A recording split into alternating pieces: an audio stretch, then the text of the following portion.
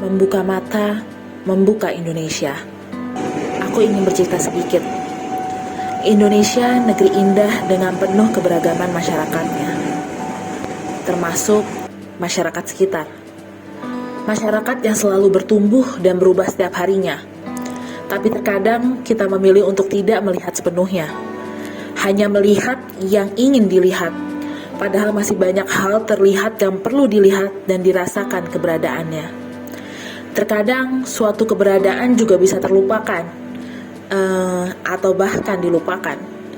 Sampai akhirnya kita memilih untuk menutup mata.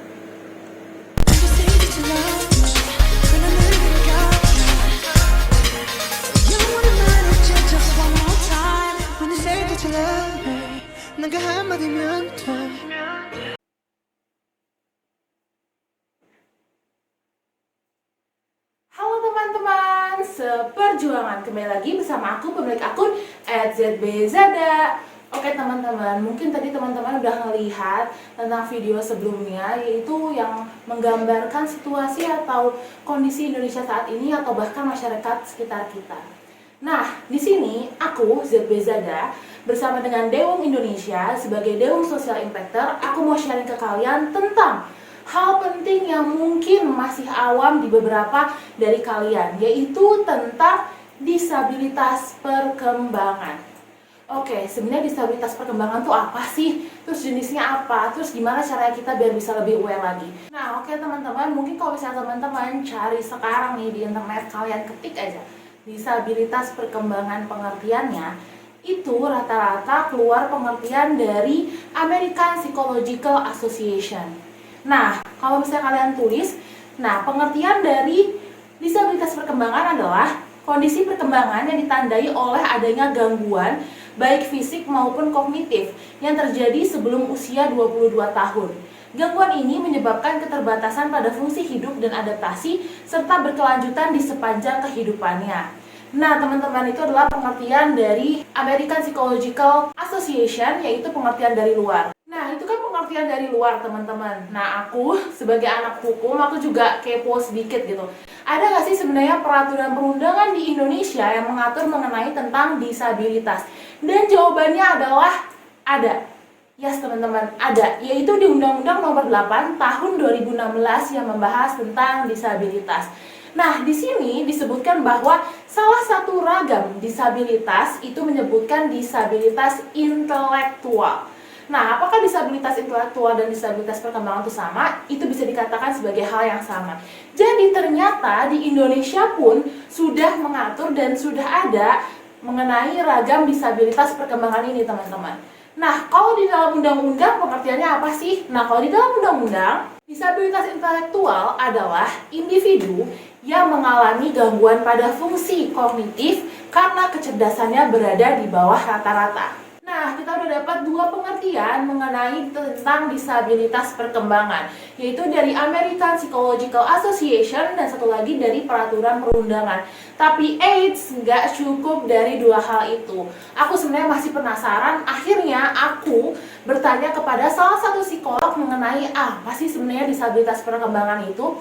Dan psikolog pun juga menyebutkan bahwa disabilitas perkembangan dari sisi psikologis itu berkutat pada kognitif, perilaku, dan afeksi. Nah, kalau misalnya teman-teman lihat, ternyata ada beberapa hal yang sama dari beberapa macam pengertian mengenai disabilitas perkembangan itu, yaitu adalah kognitif. Nah, kognitif itu apa sih? Pengertian kognitif adalah perhatian, pemecahan masalah, daya ingat, persepsi, kreativitas, dan pola pikir. Nah, teman-teman, itu adalah 3 pengertian mengenai disabilitas perkembangan. Terlepas dari pengertiannya, teman-teman tahu gak sih? Ternyata para penyandang disabilitas perkembangan setiap harinya mengalami kesulitan yang dihadapi.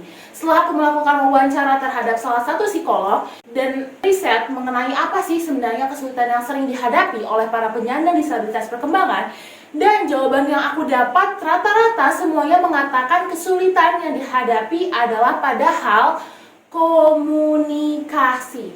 Ya, kenapa sih padahal komunikasi? Karena umumnya, para penyandang disabilitas perkembangan selalu mengalami penolakan dalam masyarakat. Padahal teman-teman tahu bahwa dalam proses komunikasi itu sangat diperlukan untuk adaptasi untuk kehidupan. Nah, sehingga teman-teman penyandang disabilitas perkembangan ini memerlukan terapi dan strategi khusus untuk bisa mengembangkan keterampilan komunikasinya. Padahal, cara komunikasinya adalah sama dengan bagaimana cara komunikasi dengan masyarakat pada umumnya. Tapi yang terpenting adalah dari diri kita sebelum melakukan komunikasi itu harus memahami, sadar, dan terbuka pikirannya bahwa para penyandang disabilitas perkembangan itu juga bisa menerima, merasakan, dan mengerti apa hal-hal yang kita komunikasikan. Nah, teman-teman, itu adalah pembahasan mengenai disabilitas perkembangan.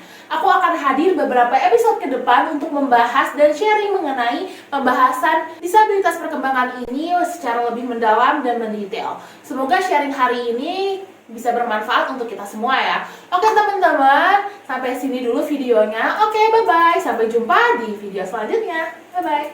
Dadah. Thank you.